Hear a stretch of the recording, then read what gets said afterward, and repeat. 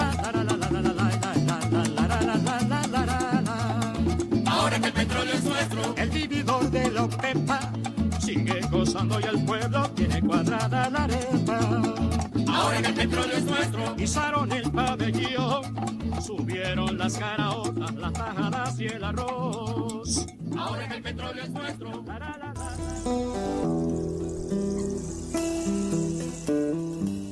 Sengel o Singer son voces que derivaron en Senger para mencionar un vado que dio lugar al pueblo de Alto Río Senger. Desde este lugar, LRA 55 Radio Nacional nos permite divulgar quiénes somos, qué hacemos, qué debemos y también qué podemos. Seguí la sintonía de las 7:40.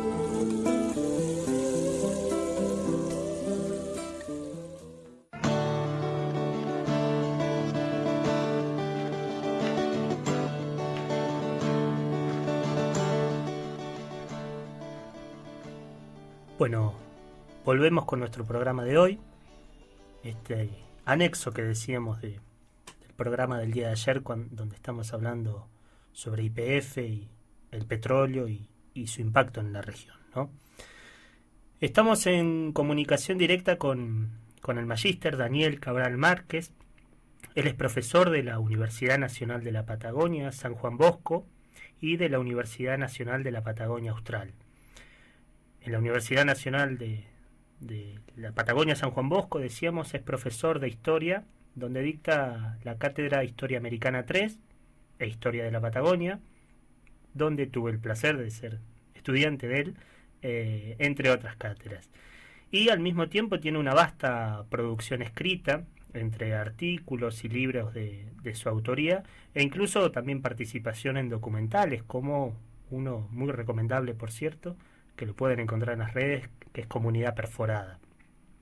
Es quizás uno de los referentes académicos más importantes en la región para poder hablarnos del desarrollo de YPF en Comodoro y sus alrededores. Buenas tardes, Daniel. Antes que nada, agradecerte por la predisposición nuevamente.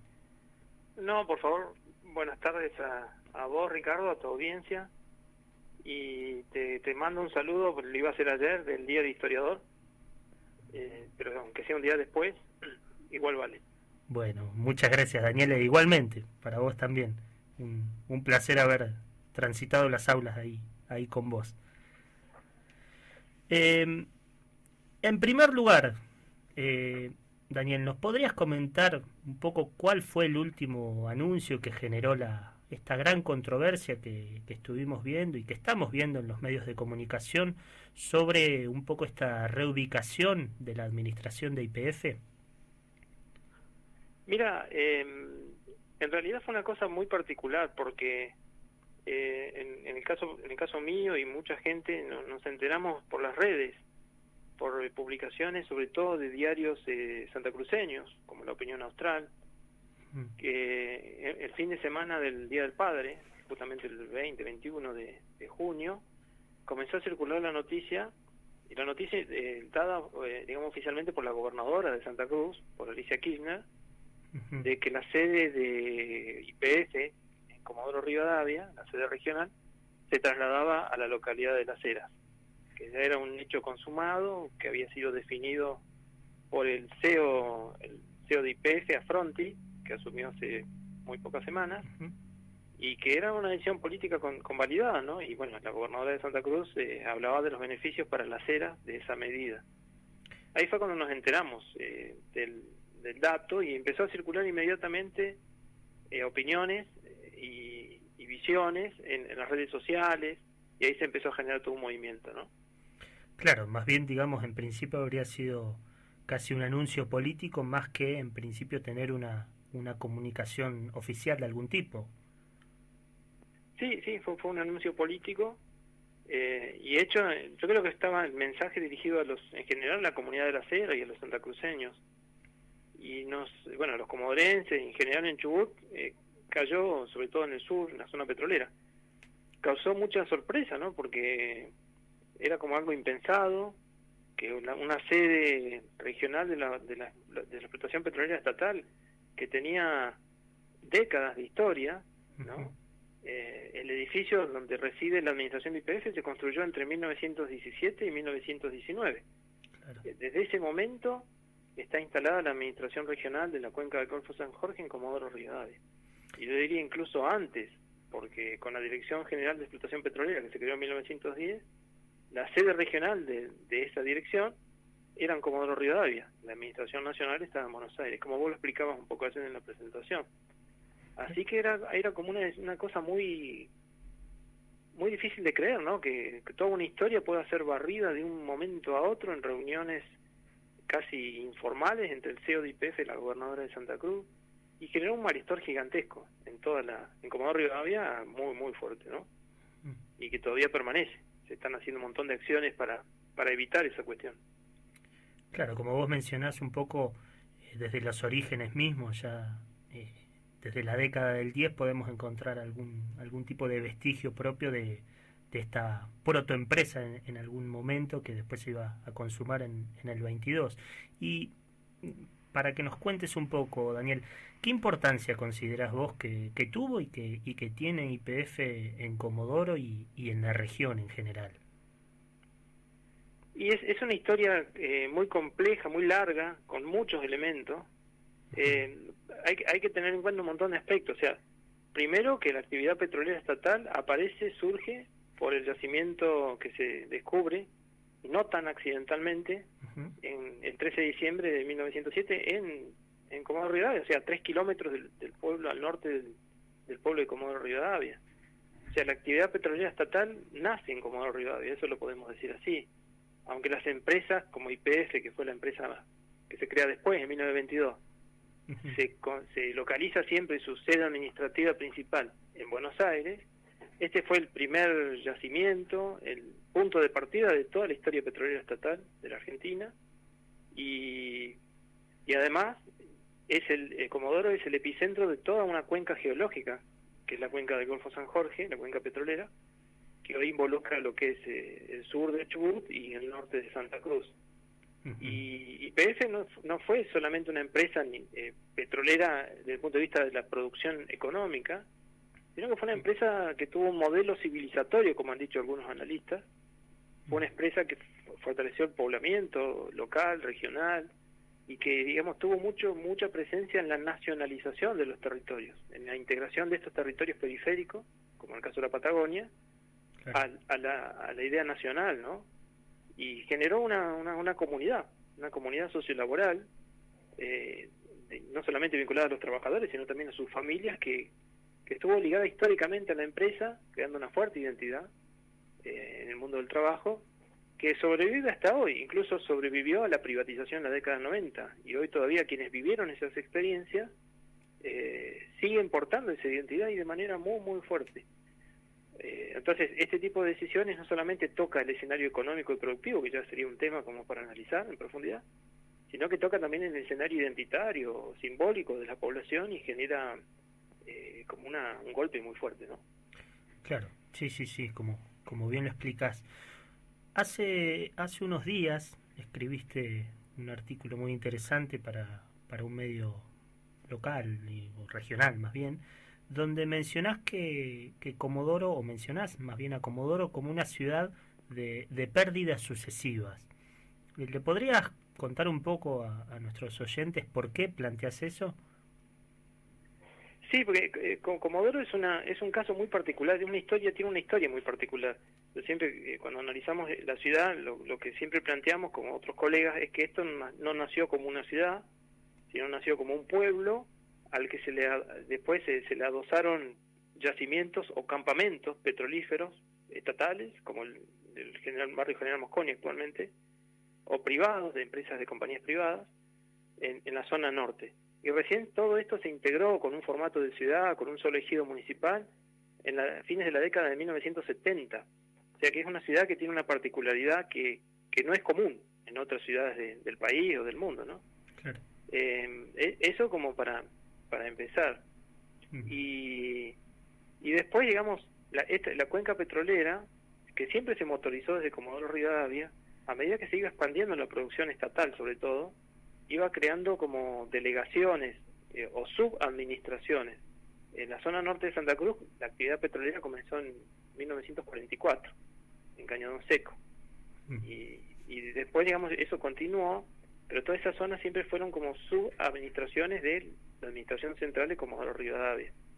El problema empieza a plantearse cuando todo eso funcionó más o menos integrado, y de hecho en los años 50, entre 1944 y 1955, el gobierno nacional, el gobierno de facto de 1943, que después continúa Juan Domingo Perón desde el punto de vista constitucional, crea una gobernación militar para integrar todos esos yacimientos de la cuenca en una sola administración, la llamada Gobernación Militar de Comodoro Rivadavia, por el impacto de la Segunda Guerra Mundial y otros factores. Y Comodoro era la capital de esa región, que era como una provincia militarizada. Eso se fractura en 1955, de ahí tenemos la primera pérdida. O sea, Comodoro capital y una región jurisdiccional integraba todos los yacimientos, que desaparece por decisiones, muchas de ellas nacionales externas y por internas regionales. Desaparece y se fractura en dos. Ahí hay una pérdida que hasta el día de hoy se vive como tal, ¿no? Y después otra pérdida que yo trabajo en el artículo es la privatización de YPF en la década del 90, ¿no? Que tuvo un impacto nacional en todos los yacimientos, no solamente acá en la cuenca del Golfo San Jorge, pero acá, digamos, generó formas de fragmentación social, pauperización, aumento de desocupación. O sea, los estándares económicos de la localidad y de toda la cuenca se redujeron mucho, fueron muy impactados, pero también tuvo un impacto simbólico. Desaparecía una estructura que daba sentido a la vida de la gente, la empresa estatal YPF. Esa fue otra pérdida. Entonces, esto vendría a ser aparecía como una nueva pérdida, una tercera gran pérdida, en el caso de que se convalide, ¿no? Esa era un poco la idea. Siempre Comodoro ha vivido estos procesos de pérdida por decisiones externas, mayoritariamente, no regionales, sino nacionales, y que, digamos, la historia nos indica que eso tiene un costo siempre muy fuerte. Y bueno, ya que conocemos esos procesos, no se pudieron evitar antes, bueno, quizá en este contexto se podría evitar de algún modo, ¿no? Exacto, y en esto un poco la importancia que tiene quizás nuestro campo de estudio y demás, como son las ciencias sociales y quizás más precisamente la historia, para pensar esto que vos muy bien decís, ¿no? Esta importancia de conocer procesos históricos que nos ocurrieron como país, como región, como provincia y como localidad, para también actuar en el presente en base al futuro también, ¿no? Respecto a esto, y un poco en línea con lo que venías diciendo, ¿qué crees que podría pasar si, bueno, efectivamente estos anuncios políticos y demás se diese el traspaso de la administración? ¿Qué impacto crees que podría tener en la comunidad y en la región también? Y el impacto va a ser muy fuerte, porque aparentemente, el discurso que era muy definido por lo que planteaba Alicia Kirchner, la gobernadora de Santa Cruz, hace 10 días, se comenzó a enturbiar cuando empezaron a generarse las primeras repercusiones y las negativas locales de la comunidad, de instituciones, opiniones. Se empezó a plantear como que no era tan así, o sea, se creó una especie de zona ambigua. Hoy estamos en ese contexto, ¿no?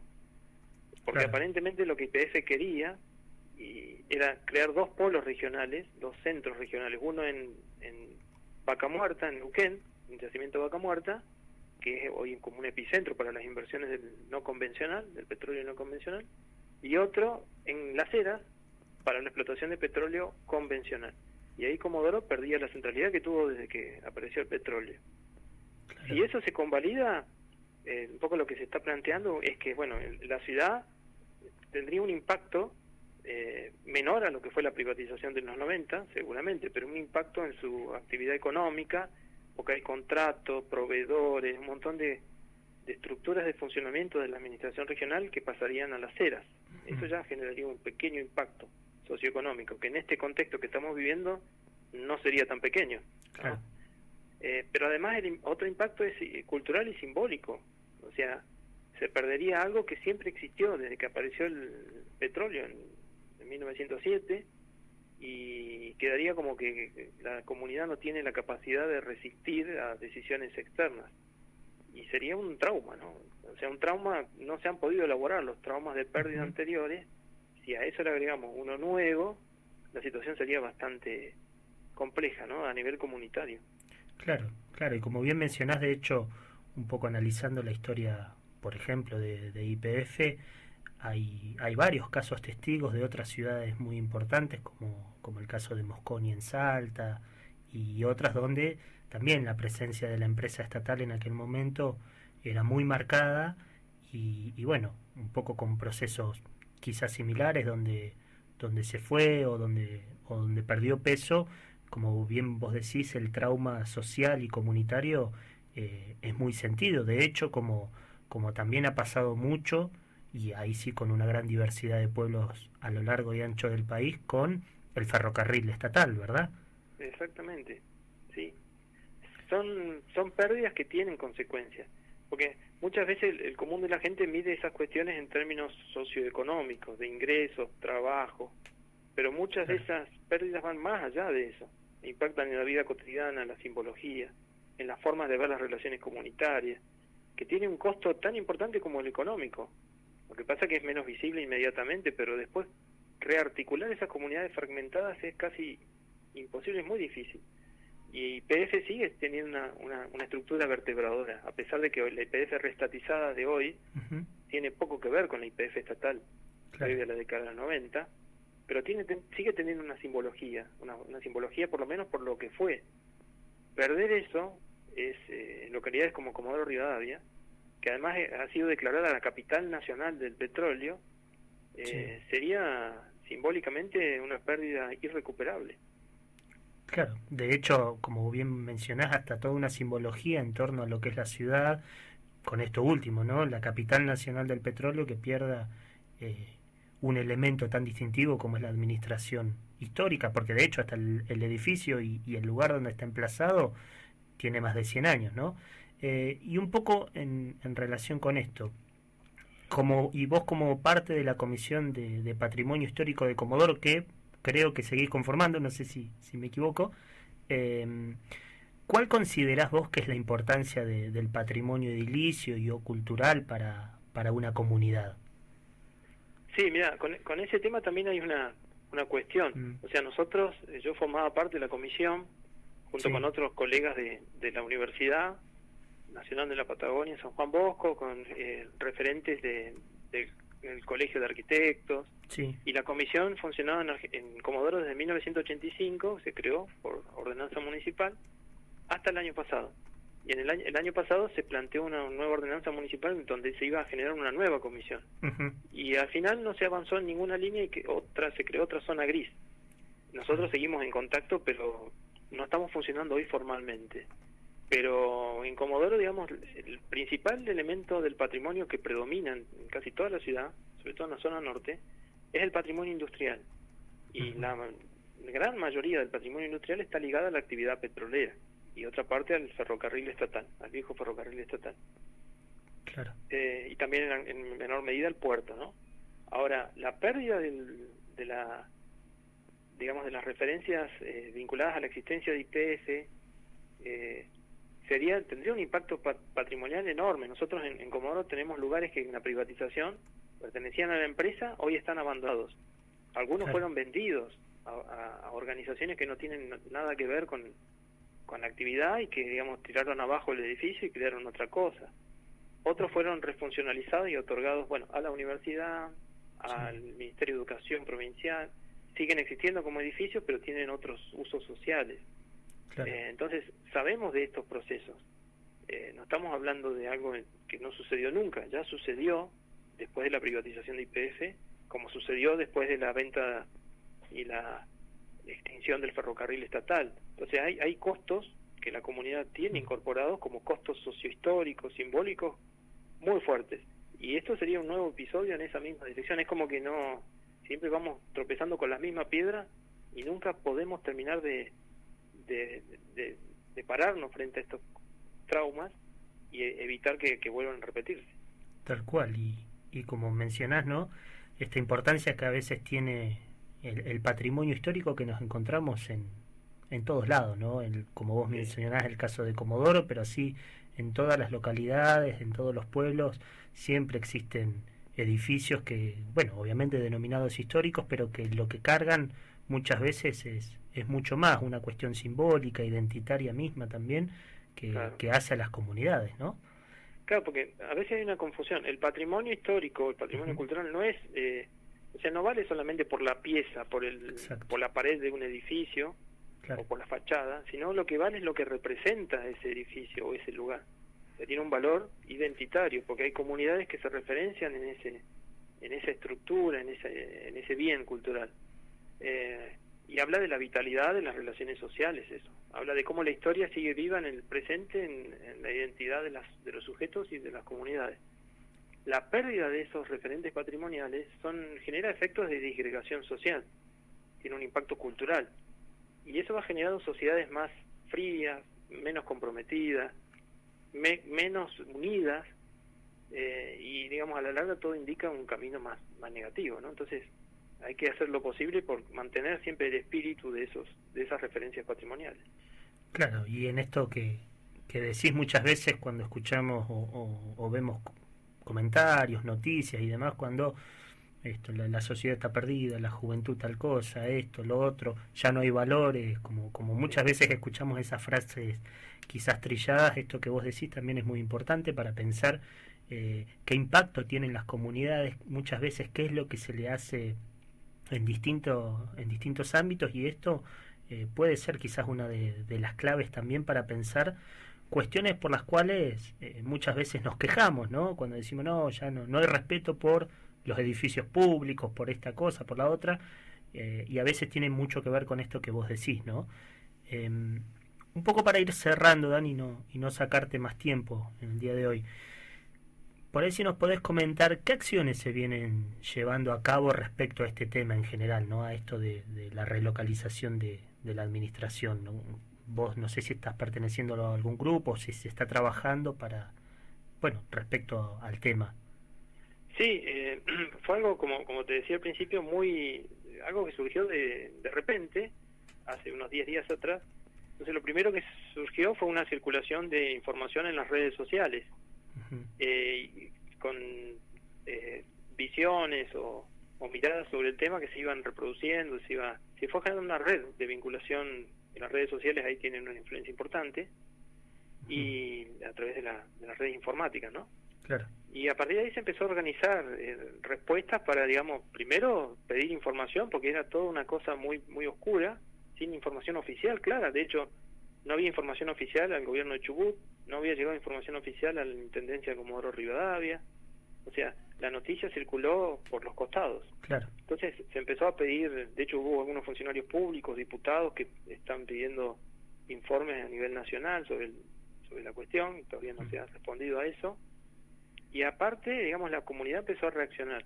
Entonces el domingo pasado hubo acá en Kilómetro 3, en el barrio General Mosconi, un abrazo simbólico a la administración de YPF, donde participaron vecinos de la comunidad, ex YPFianos, gente jubilada de la empresa, distintos actores en ese abrazo simbólico.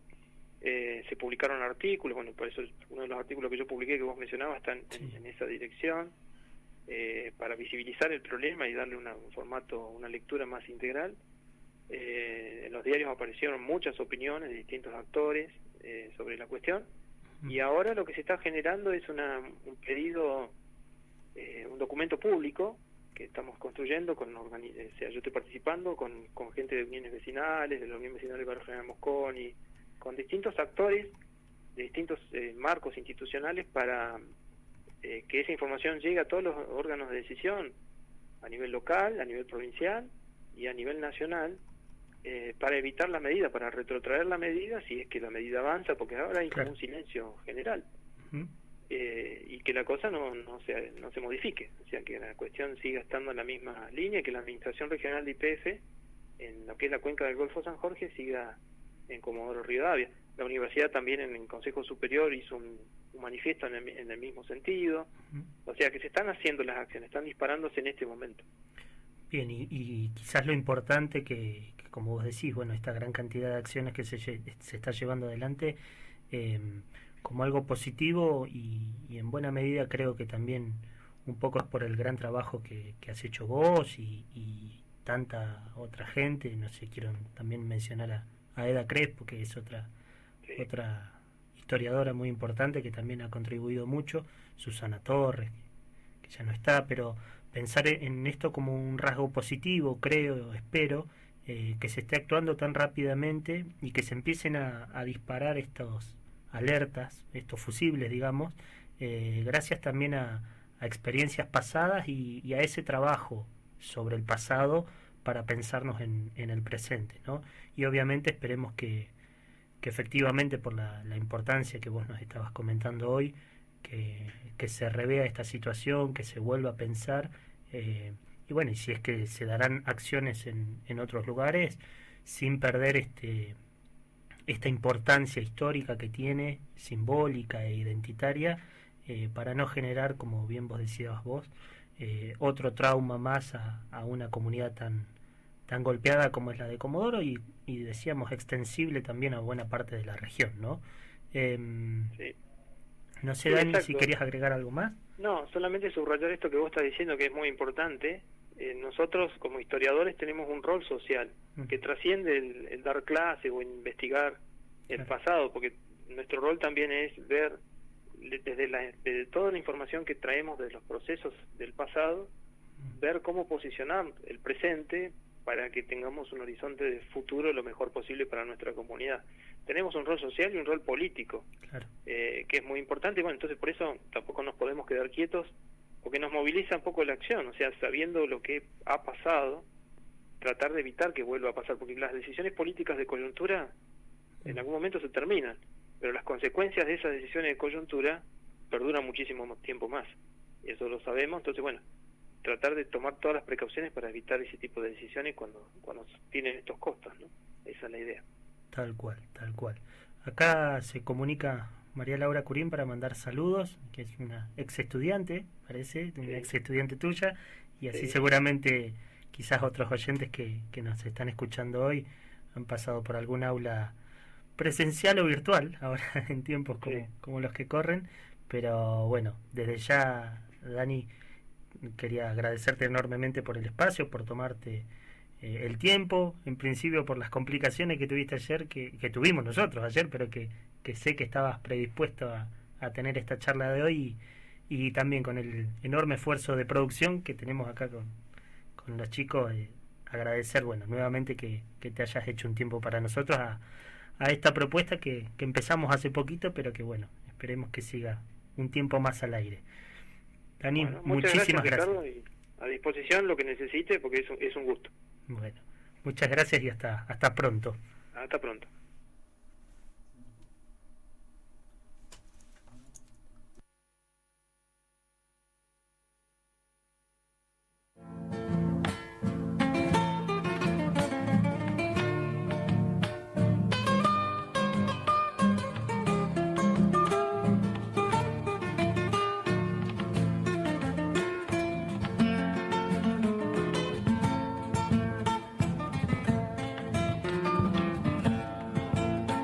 Aquí estoy, mi pueblo querido, añorando tu vida palpitar.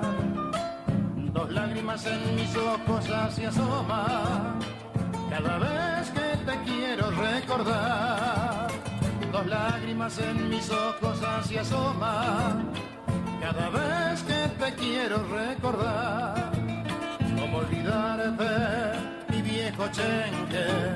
Mudo vigía siempre estarás, y en la memoria del que te ama, y que un recuerdo siempre serás, y en la memoria del que te ama, y que un recuerdo siempre serás. Comodoro Rivadavia te saludo, sos la cuna del petróleo nacional. Eres faro que iluminas mi destino, aunque lejos de ti yo pueda estar. Eres faro que iluminas mi destino, aunque lejos de ti yo pueda estar.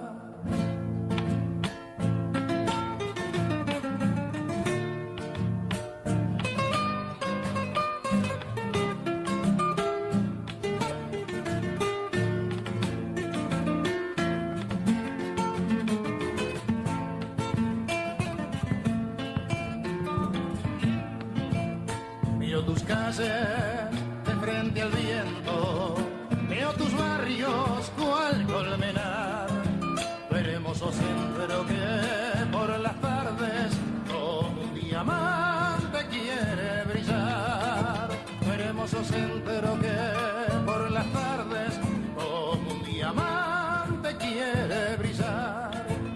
Siento a tu gente pasar ligero, hay tus mujeres que bellas son, hombres que elaboran tu grandeza, hijos que te aman de corazón, hombres que elaboran tu grandeza, hijos que te aman de corazón.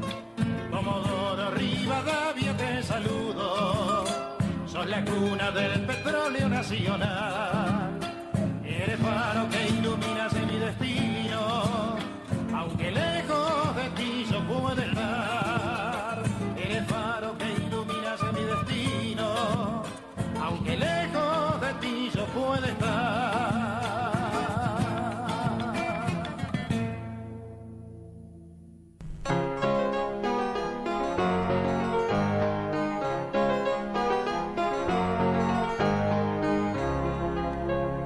Pudo haber sido piedra y solamente piedra, solitaria y vacía, una distancia inútil donde todo se ahueca y absurda lejanía.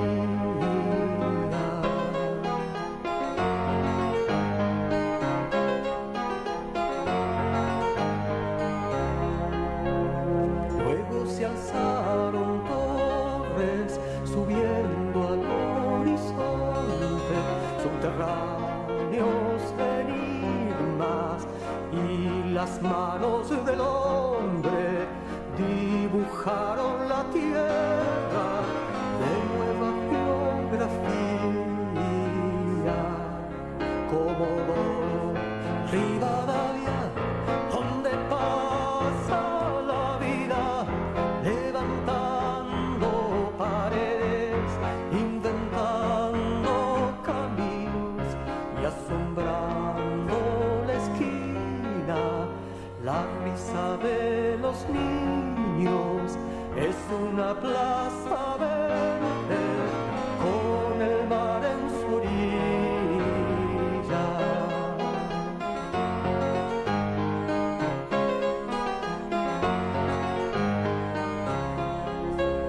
De vez en cuando el viento, ermitaño invisible, invade su latido como un extraño silbo que baja de los cerros como un fantasma herido.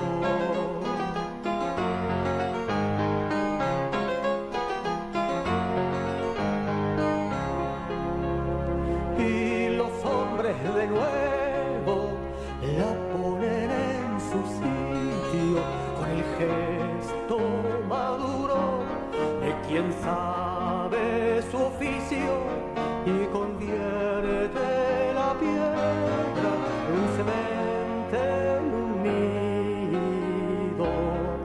Comodoro Rivadavia, donde pasa la vida, levantando paredes, inventando caminos y asombrando la esquina.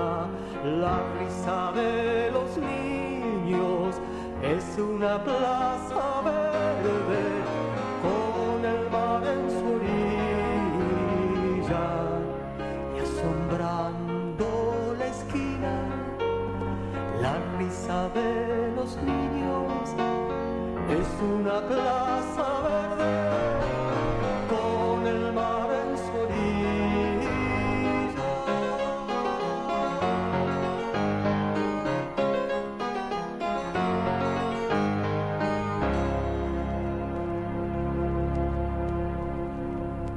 Desde 1900.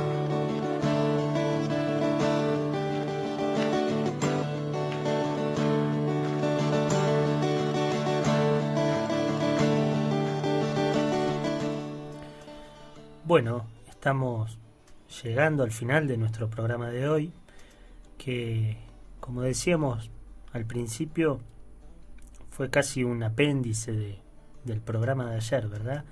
Pero creíamos necesario por la calidad del entrevistado que teníamos, no queríamos desaprovechar la ocasión, digamos, ¿no? Espero que les haya gustado la nota.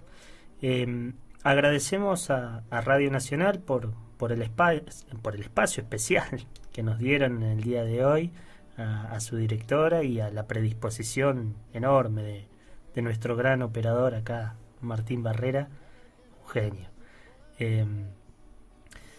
Bueno, en este programa de ayer y de hoy, queríamos repensar un poco cómo la identidad de un pueblo puede tener múltiples transformaciones que hacen un poco a lo que es, y que para ello algo que nos debemos como sociedades es un poco respetar, valorar y cuidar nuestra historia en todas sus formas, desde preservar el patrimonio arquitectónico con el que cada localidad cuenta, como hace un rato hablábamos en la entrevista con Daniel, eso por una parte, pero también otros elementos importantes como son escuchar y valorar, y por qué no registrar también, cosa muy importante, los relatos de nuestros mayores, ¿sí?, que tanto tienen para contarnos y que hacen a la historia de un pueblo como el nuestro, como tantos otros, a la historia y la identidad, y que nos hacen un poco mejores como personas y sobre todo como sociedades, ¿no? Esto, en definitiva, es rescatar nuestra memoria para actuar en nuestro presente. Les agradecemos a todos, a todas por habernos acompañado en esta edición especial de La Historia Esta. Los esperamos el próximo miércoles a las 17:05 por Radio Nacional, la radio pública.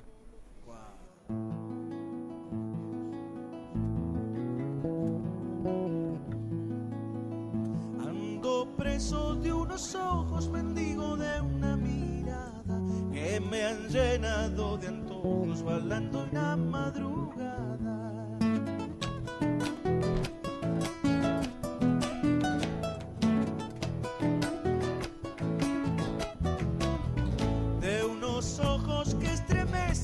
Esas noches en calma, porque al mirarlos parecen una caricia del alma.